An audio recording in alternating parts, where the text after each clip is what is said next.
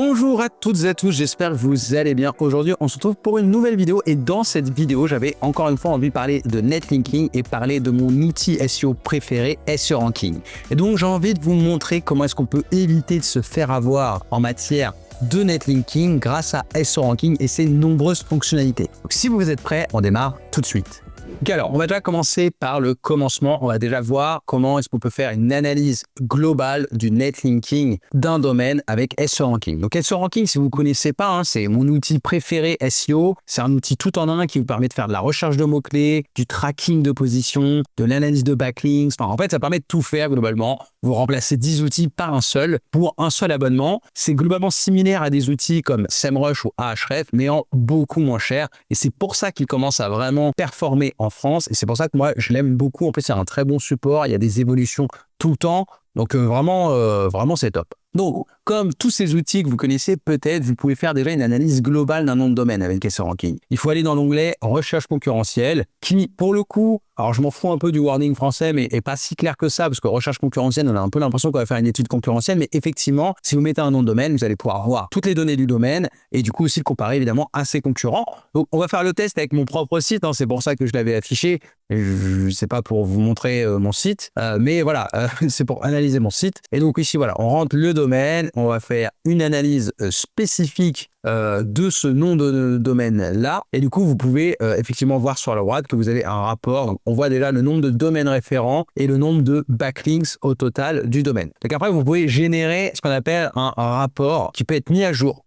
Ça, faut le savoir. Donc après, ici, vous avez plein d'informations sur le netlinking global du domaine. Donc déjà, vous avez la notion de domain trust qui est le nom donné par SEO Ranking. En fait, c'est tout simplement une valeur d'autorité du nom de domaine qui va de 1 à 100. Plus on est proche de 100, plus ça veut dire qu'on a un domaine d'autorité. Plus on est proche de 1, plus ça veut dire qu'on a un domaine pas d'autorité. Il y a le domaine authority pour Moz, il y a le Authority Score AS, je crois, pour Ahrefs. Ils vont tous vous donner des notes un peu différentes parce que ça dépend de leur base de données et un peu de leur algorithme. Mais en clair, cette note globale doit refléter la puissance d'un domaine, tout simplement, au global. Donc en fait, ils regardent tous les backlinks de ces backlinks. Donc en fait, si je reçois un lien depuis un site qui a 1000 liens et un lien depuis un site qui en a 2, ça va pas m'attribuer autant de points. Et bref, tout ça fait que ça nous donne un score. Donc déjà, ça permet de se comparer potentiellement à des concurrents, c'est assez intéressant. Le page trust, c'est vraiment pour le coup l'autorité de la page. Ici, moi, c'est ma page d'accueil. Donc forcément, elle a un gros page trust. Après, si je regarde par exemple, on pourrait regarder ma page spéciale freelance SEO. Si on fait ça, donc pour faire ça, le mieux c'est de retourner sur l'onglet de recherche concurrentielle pour pas régénérer un rapport total. On met une page, on va mettre URL, examiner et du coup voilà, ça va nous mettre le page trust. Donc le domaine trust lui ne change pas évidemment, mais le page trust, donc la puissance de la page évidemment baisse. Donc forcément, souvent la page d'accueil est la page la plus puissante. Et du coup, sur le rapport global, qu'est-ce qu'on a? On a le nombre de domaines référents, ce qui est quand même un peu le nerf de la guerre. Donc on voit par exemple, j'ai 605 domaines référents et 3900 backlinks. Qu'est-ce que ça veut dire? On dit souvent on achète des backlinks, c'est vrai. Mais forcément, on a toujours plus de backlinks que de domaines référents. C'est logique parce qu'un même domaine peut nous faire plusieurs liens en fait. Tout simplement, c'est logique. Parfois, il y a des sites qui ont des liens site-wide, ce qui est déjà d'ailleurs pas terrible. Il y a un lien depuis le footer d'un site et du coup, si ce site-là, il a 1000 pages, un seul site va vous faire 1000 liens. Alors, d'avoir plusieurs backlinks par domaine, c'est pas déconnant, c'est même plutôt réaliste. D'ailleurs, si vous analysez n'importe quel gros site, vous verrez qu'ils ont toujours plus de backlinks que de domaines référents. Bon, comme je l'ai dit dans la dernière vidéo d'ailleurs sur le benchmark de Rocket Links, c'est vrai qu'il faut essayer d'aller chercher des nouveaux domaines référents. C'est sûr que globalement, pour Google, entre obtenir 2 liens depuis 2 sites différents aujourd'hui et 2 liens depuis un seul domaine, globalement, il vaut mieux obtenir 2 liens depuis 2 domaines référents. C'est vrai.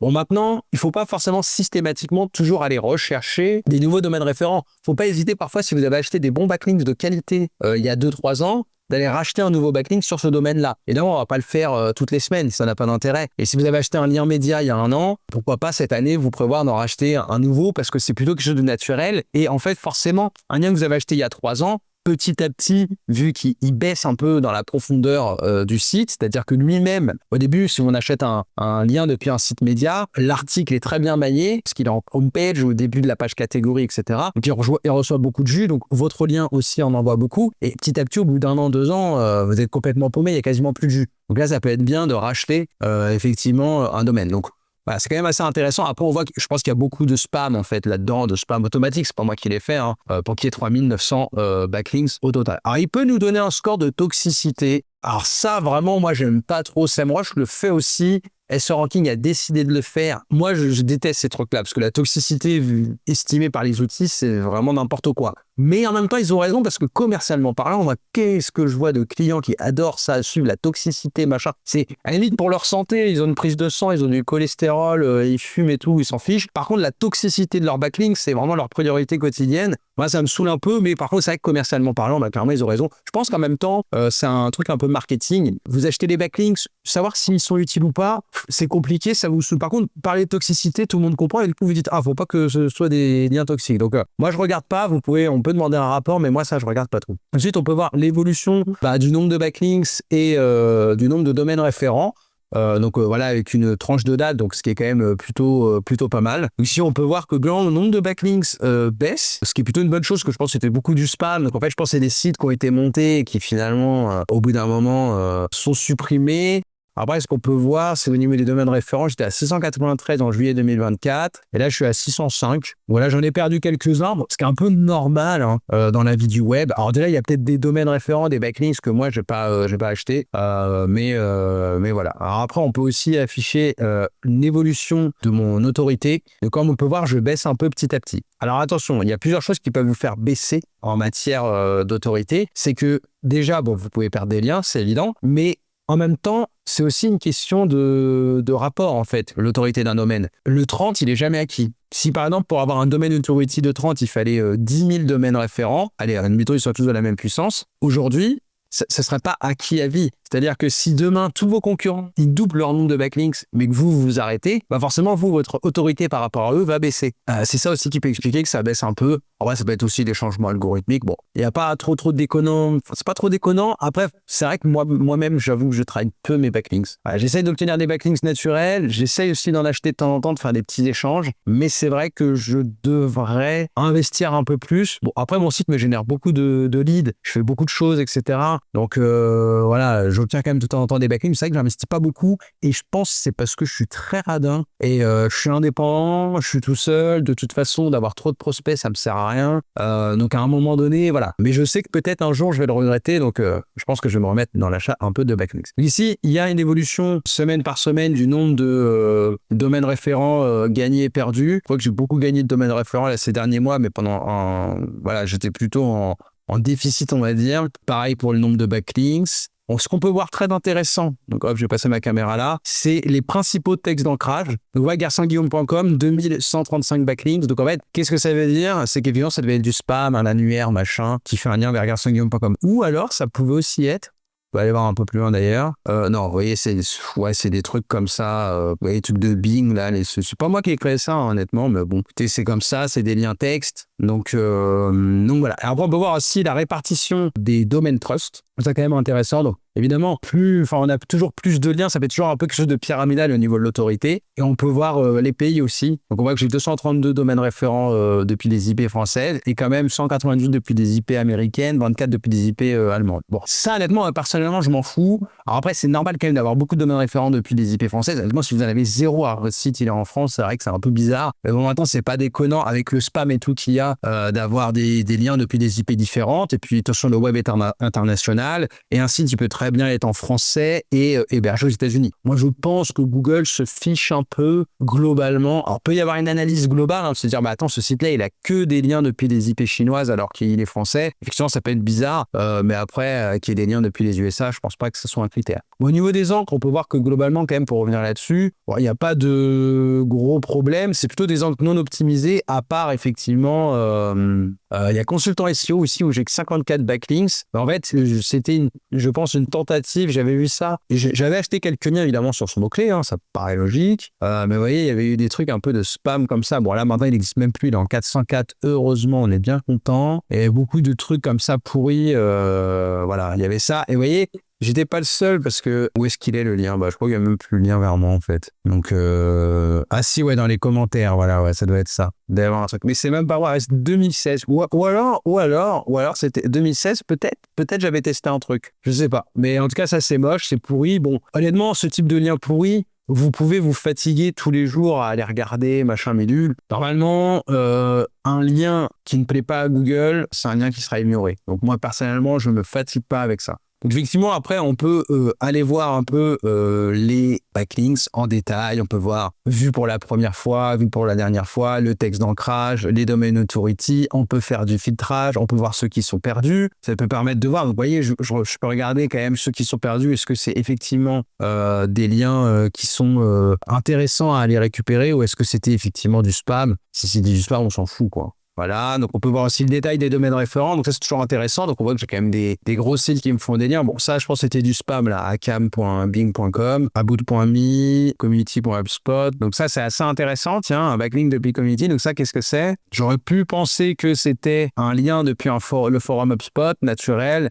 Bon, finalement, c'est un lien juste du profil, je pense. Pas où j'avais répondu, mais c'est bizarre. Donc, pseudo, il est vraiment archi pourri. Mais je sais pas trop d'où c'est que ça fait un lien vers moi. Mais bon, il doit y avoir un lien quelque part vers le site.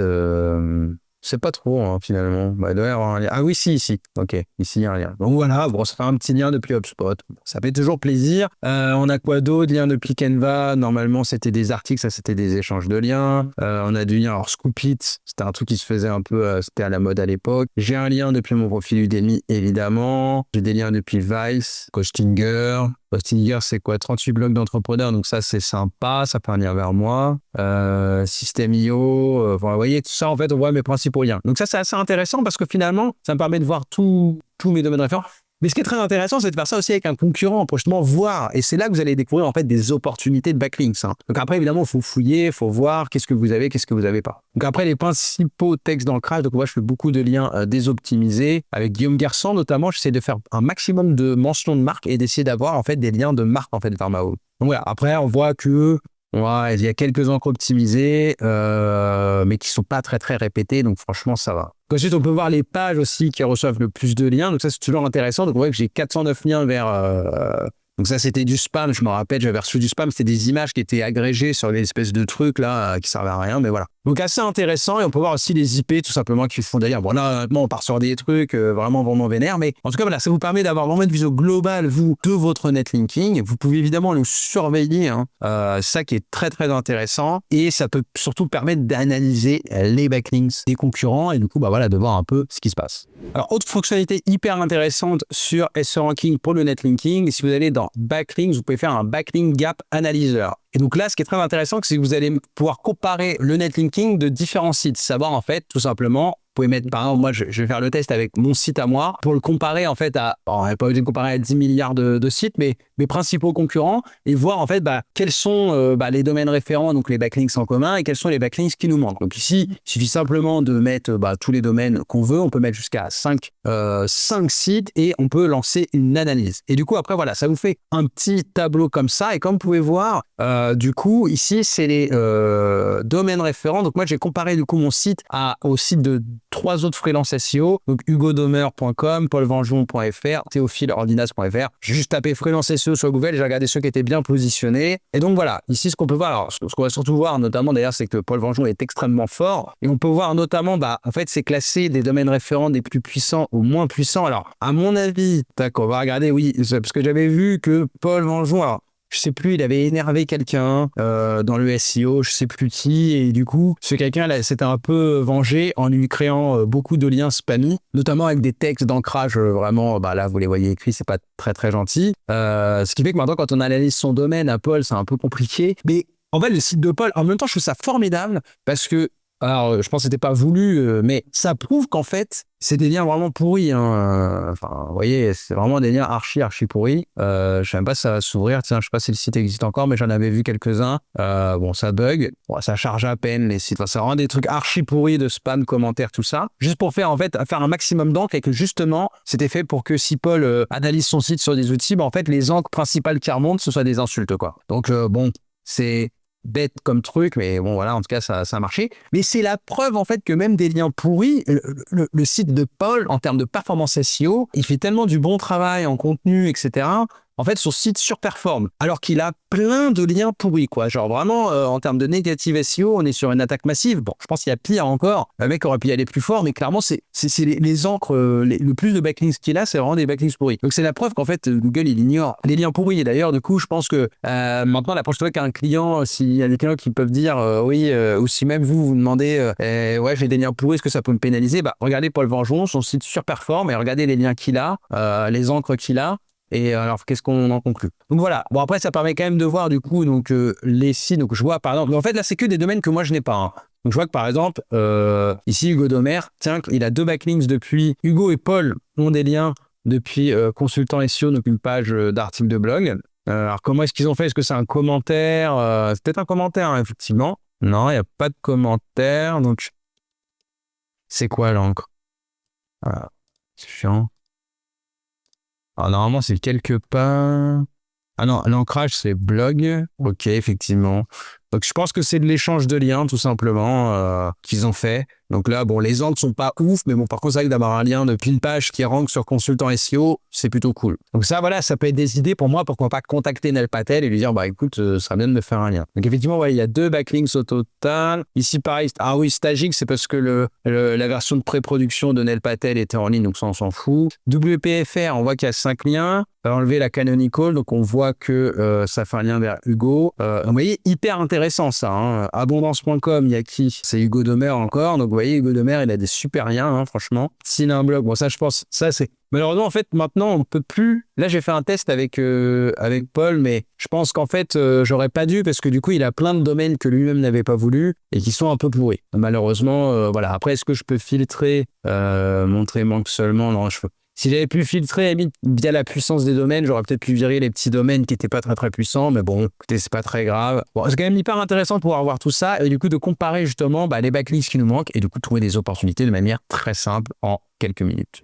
Alors, autre fonctionnalité intéressante, c'est que sur SEO Ranking, vous pouvez suivre au global votre stratégie SEO. Donc là, vous pouvez créer des projets en fait. Donc, on peut créer un projet par site. Donc moi, par exemple, j'ai un projet pour mes sites et puis pour les sites de mes clients. Et du coup, vous pouvez mettre un nombre de mots-clés et vous pouvez suivre votre classement tout simplement sur les mots-clés. Alors ça, c'est pas le sujet de la vidéo puisqu'on parle de netlinking, mais voilà, vous voyez, vous pouvez suivre ici vos positions. Donc ça, déjà, c'est formidable. Mais du coup, vous pouvez mettre dans votre projet une liste de concurrents. Donc évidemment, et là, il faut mettre des concurrents pertinents, hein, parce que par exemple, si sur votre thématique Wikipédia, vous vendez du service et Wikipédia remonte toujours, on va pas mettre Wikipédia comme concurrent parce que Wikipédia c'est un site hyper généraliste. Mais par exemple, moi je sais plus ce que j'avais mis, mais vous voyez, j'ai mis ici des différents concurrents. J'avais mis Johan Usan, Théophile Ordinas, Alexandre Fuchs, Paul Vengeon, Hugo Domer. Vous voyez, j'ai mis tout simplement les différents concurrents. Et au niveau netlinking, c'est aussi intéressant. Alors déjà, on peut voir par rapport à tous les mots-clés que moi, j'ai renseignés. Donc, c'est que les mots-clés que moi, sur lesquels je me bats. On peut voir en fait le nombre de top 5, top 10, top 30 sur les mots-clés. Donc, on voit que Paul est très fort parce qu'il a 7 top 5. Moi, j'en ai 13, 10 top 10 et 30 top 6. Non, 6 top 30. Bon, bref, vous comprenez un peu l'idée. Mais alors, attention, c'est juste les mots-clés que moi, j'ai rentrés sur lesquels je me bats. Eux, ils sont positionnés sur des mots-clés sur lesquels moi, je suis pas du tout positionné. Mais c'est quand même assez intéressant, ça. Et du coup, on peut voir à peu près la position moyenne. Donc, ça reste évidemment une moyenne sur les mots-clés que j'ai renseignés. Donc, alors, attention, je vous montre ça. Faut pas vous dire, ah, Guillaume Garcia, il est trop fort, position moyenne 34. C'est par rapport aux mots-clés que moi, j'ai renseignés. Donc, on se bat pas tous sur les mêmes mots-clés. Mais du coup, on peut voir effectivement le nombre de mots-clés quand même au global sur lesquels on est positionné. Donc, je suis sur 17 000 mots-clés. Mais après, je fais beaucoup de blogging. Et par contre, vous voyez, au niveau netlinking, ça permet aussi de suivre de manière très intéressante le netlinking. Donc, déjà, on peut comparer les domaines trust, donc l'autorité globale des domaines. Donc, quand on peut voir, moi, j'ai un domaine trust de 28. Alors, bon, on l'a vu tout à l'heure, mais là, du coup, on le voit. Je vois que Johan Usan, vous voyez, il a un domaine trust de 25. Théophile, 19. Alexandre Fuchs, il est très fort, il a 32. Paul Vengeau, il a 21. Et Hugo Domer, il a 18. Donc Hugo Domer, il est vraiment très fort parce que finalement, il a un plus petit domaine trust, mais en vrai, il se débrouille hyper bien en SEO et Paul aussi, d'ailleurs, au passage. Donc on peut comparer d'ailleurs le nombre de domaines référents et le nombre de liens retour. Donc comme on peut voir, hein, donc, au final, j'ai 605 domaines référents et 3900 backlinks. J'ai pas mal de spam aussi. Mais alors là, pour le coup, Paul, on voit qu'il a été énormément spammé parce qu'il a 300 domaines référents, donc 2 fois moins, mais il a 3600 backlinks. Mais bon, ça, c'est son spam et malheureusement, voilà, on peut rien faire. Donc on voit la dernière fois qu'il a été mis à jour, donc on est le 6 juin et ça a été mis à jour le 6 juin. On voit d'ailleurs aussi le nombre de pages indexées sur Google du domaine, ce qui, encore une fois, ne concerne pas le backlink, ça pour le coup, mais qui est quand même assez intéressant. Donc on voit que j'ai 706 pages. Moi, Johan Usan est assez fort aussi et Paul aussi. Les autres ont quand même un peu moins de pages. Et vous voyez, au niveau netlinking, ça permet de immédiatement, très facilement, se comparer à ses concurrents et de voir un peu l'évolution dans le temps.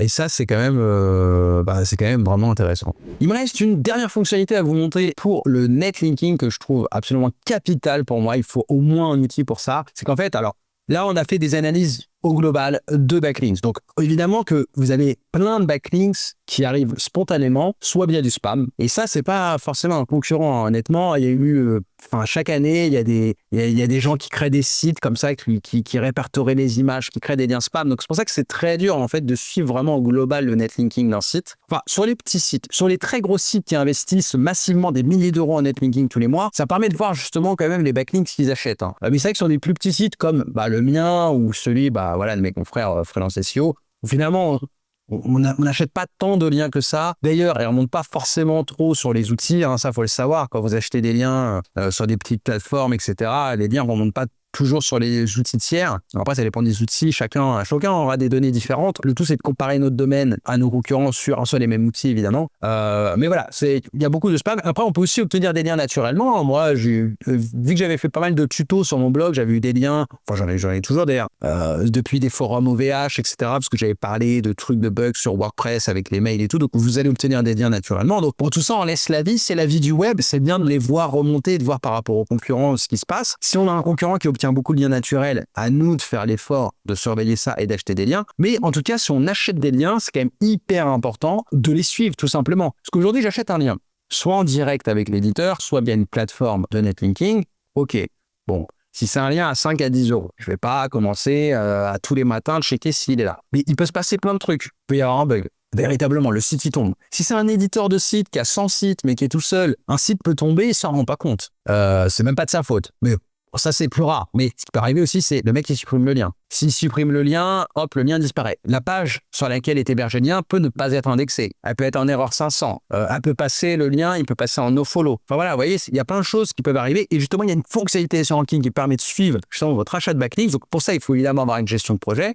Et du coup, vous pouvez faire un suivi de backlinks. Et donc, en fait, à chaque fois que vous achetez des liens, vous pouvez en ajouter. Donc ici, vous pouvez soit importer un fichier si vous avez déjà un fichier TXT ou CSV, soit vous pouvez faire un ajout manuel. Donc de là, vous allez mettre vos backlinks. Donc si vous avez plusieurs, on peut mettre un prix. Donc, est-ce que c'est un versement unique, etc. Donc, le suivi est vraiment très précis. Vous pouvez mettre 100 euros, vous pouvez mettre la devise, le début du paiement.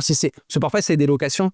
Si vous louez des liens en homepage, par exemple, c'est possible. Donc, vous pouvez mettre le gestionnaire pour vous y retrouver, et puis vous pouvez mettre la liste des backlinks. Donc ensuite, il y a aussi d'autres choses qu'on peut renseigner, je vais vous montrer, mais du coup, ça permet de suivre en fait tout simplement les backlinks que vous achetez et la quantité. Alors moi, là, j'avoue que ça fait longtemps que j'ai pas acheté de backlinks, très mauvais élève. Après, je travaille quand même mon SEO déjà. Il y a peu finalement de consultants SEO qui travaillent leur SEO. Donc c'est pas facile non plus. Mais voilà, en fait, ça vous permet de suivre. Donc ici, on voit le nombre de liens retour, le nombre de domaines. Donc on voit qu'il y a plus de liens retour que de domaines parce que j'ai plusieurs liens depuis un même domaine. Et ça, c'est très important parce que, par exemple, je crois que j'avais fait un échange de liens avec Canva il y a 6 ans. J'en ai refait un après parce que voilà, le lien commence à dater. Donc ça, c'est très très bien. Donc là, c'est juste les domaines que je suis. Donc là, c'est vraiment les domaines que vous achetez. Inutile d'en suivre 3000. Donc, on peut voir le nombre de textes d'ancrage. Donc, on voit que j'ai quasiment une encre pour un lien, pas loin, donc plutôt cool. Le nombre de pages de mon site qui reçoivent les liens. Le nombre d'IP et de sous-réseaux. Donc, c'est quasiment égal avec le nombre de domaines. Donc, c'est très bien. Le nombre de liens désavoués. Là, vous pouvez dire, en fait, j'ai désavoué des liens. Mais bon, moi, je m'en fous. Je désavoue pas le lien. On peut voir la répartition do follow, no follow. Alors, voilà.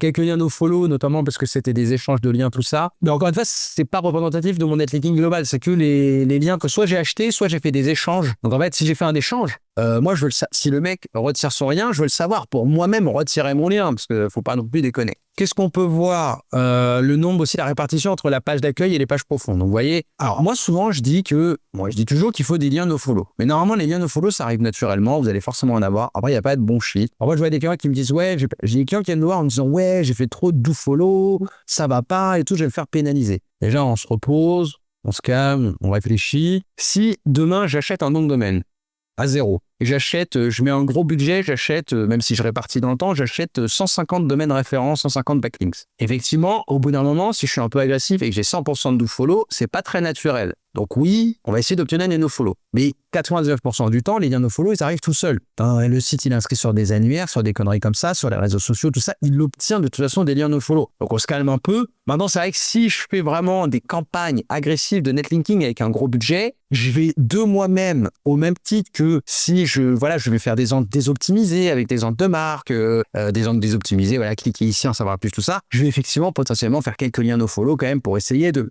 pas me faire griller. Mais faut arrêter de psychoter par rapport à ça. Mais quand même assez intéressant. Après, je dis souvent qu'il faut faire des liens beaucoup vers la page d'accueil, notamment pour une début d'un site. Souvent, je recommande de faire 50-50. Bon, après, c'est vrai que quand on a un gros site, je ne dis pas que mon site, c'est un gros site, mais qui a quand même un peu d'antériorité, au bout d'un moment, on peut commencer à créer plus de liens vers des pages profondes, parce qu'en fait, les liens on-page arrivent assez naturellement, et du coup, je ne les suis pas non plus. Donc après, ce qui est bien, c'est que ça vous permet de suivre tous les liens. Ça vous permet de voir, vous voyez, tout ce qu'il y a. Le score de toxicité, on s'en fout, mais il est là. Si ça vous intéresse, très bien. Regardez donc le score de toxicité. Ça permet surtout de voir le statut. Est-ce qu'il est en trouvé ou en non trouvé? Ici, par exemple, vous voyez, j'avais un lien ici depuis où en est l'open data. Ah bah, vous voyez, ça, c'était un lien que j'avais acheté. C'était sur quelle encre? Du coup, il me la met plus. Mais ça, c'était un lien, je ne sais pas si vous vous souvenez, j'avais fait un achat Fiverr. Donc d'ailleurs, ça vous permet de vous montrer, vous voyez. Donc on peut mettre des cases, le prix que vous avez acheté les liens. Le gestionnaire, vous voyez, j'avais mis Fiverr. Et après, vous pouvez mettre même des notes et des dates de publication. Je ne fais pas systématiquement parce que des fois, j'ai la flemme. Mais par exemple, j'aurais pu mettre une note ici, vu que c'était un vendeur Fiverr, j'aurais pu mettre son pseudo. Bon, maintenant, je sais que j'ai acheté sur Fiverr, ça me suffit, je vais retrouver la commande. En fait, c'était un mec que je vous avais montré qui avait en fait racheté un domaine expiré. Et c'était, je vais peut-être retrouver, il avait racheté un domaine expiré d'un mec. Et du coup, il y avait un lien vers ce domaine. Et du coup, après, il avait fait une redirection 301 vers moi. Et du coup, le lien a disparu. Donc voilà, c'est ce que je me doutais, parce que je me disais, le mec, c'est-à-dire qu'il a acheté le domaine, il faut qu'il le paye tous les ans pour me vendre un lien en one shot. Donc à la limite, la première année, c'est rentable. Le mec, il disait que c'était lifetime, mais en fait, je me suis dit, le mec, il va pas garder le domaine 10 ans, au bout d'un moment, il va perdre de la thune. Donc moi, j'étais persuadé qu'il allait disparaître. Bon, ça n'a pas duré, je sais plus quand est-ce que j'ai fait ça, c'était il y a quelques mois, c'était pas non plus il y a un an. Donc voilà, là, non trouvé, ok.